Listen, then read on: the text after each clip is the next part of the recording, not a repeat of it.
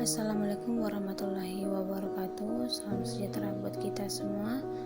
Kali ini saya akan memaparkan materi mengenai menelusuri konsep dan urgensi integrasi nasional.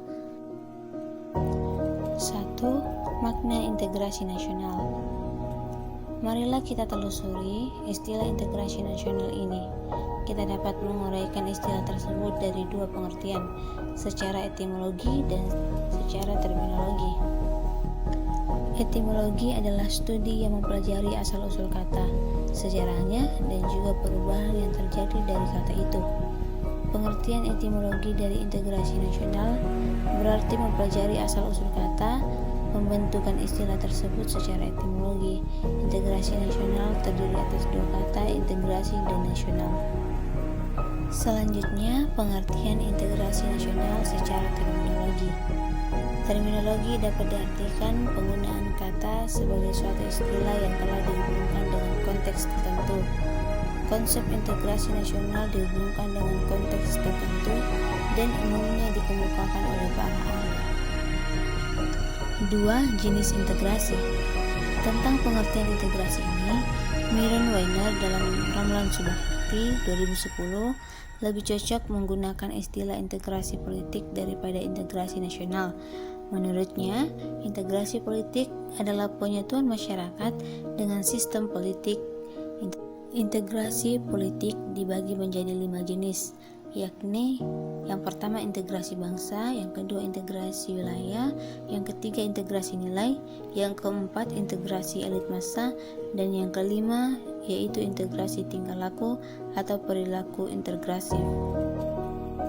Selanjutnya, menurut Suroyo 2002, integrasi nasional mencerminkan proses persatuan orang-orang dari berbagai wilayah yang berbeda atau memiliki berbagai perbedaan, baik secara etnisitas, secara sosial budaya atau latar belakang ekonomi, menjadi satu bangsa atau nation, terutama karena pengalaman sejarah dan politik yang relatif sama.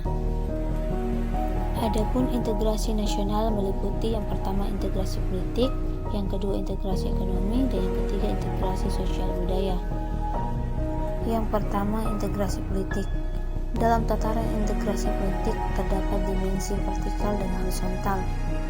Dimensi yang bersifat vertikal menyangkut hubungan elit dan massa, baik antara elit politik dengan massa pengikut atau antara penguasa dan rakyat, guna menjembatani celah perbedaan dalam rangka pengembangan proses politik yang partisipatif. Dimensi horizontal menyangkut hubungan yang berkaitan dengan masalah teritorial antara daerah, antar suku, umat beragama, dan golongan masyarakat Indonesia. Yang kedua, integrasi ekonomi. Integrasi ekonomi berarti terjadinya saling ketergantungan antara daerah dalam upaya memenuhi kebutuhan hidup rakyat. Dan yang ketiga yaitu integrasi sosial budaya. Integrasi sosial budaya juga berarti kesediaan bersatu bagi kelompok-kelompok sosial budaya di masyarakat, misal suku, agama, dan ras. Ketiga, pentingnya integrasi nasional. Menurut Myron Weiner dalam Surbakti 2010, dalam negara merdeka, faktor pemerintah yang berkeabsahan merupakan hal penting bagi pembentukan negara bangsa. Hal ini disebabkan tujuan negara hanya akan dapat dicapai apabila terdapat suatu pemerintah yang mampu menggerakkan dan mengarahkan seluruh potensi masyarakat agar mau bersatu dan bekerja sama. Kemampuan ini tidak hanya dapat dijalankan melalui kewenangan menggunakan kekuasaan fisik yang sah, tetapi juga persetujuan dan dukungan rakyat terhadap pemerintah itu. Jadi diperlukan hubungan 63 yang ideal antara pemerintah dengan rakyatnya sesuai dengan sistem nilai dan politik yang disepakati. Hal demikian memerlukan integrasi politik. Kebalikan dari integrasi adalah disintegrasi. Jika integrasi berarti penyatuan, keterpaduan antara elemen atau unsur yang ada di dalamnya, disintegrasi dapat diartikan ketidakpaduan, keterpecahan di antara unsur-unsur yang ada. Jika integrasi terjadi konsensus, maka disintegrasi dapat menimbulkan konflik atau perseteruan dan pertentangan. Disintegrasi bangsa adalah memudarnya kesatupaduan antar golongan dan kelompok yang ada dalam suatu bangsa yang bersangkutan. Gejala disintegrasi merupakan hal yang dapat terjadi di masyarakat. Masyarakat suatu bangsa pastilah menginginkan terwujudnya integrasi.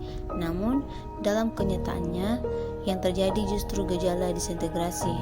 Disintegrasi memiliki banyak ragam, misalkan pertentangan fisik, perkelahian, tawuran, kerusuhan, revolusi, bahkan perang.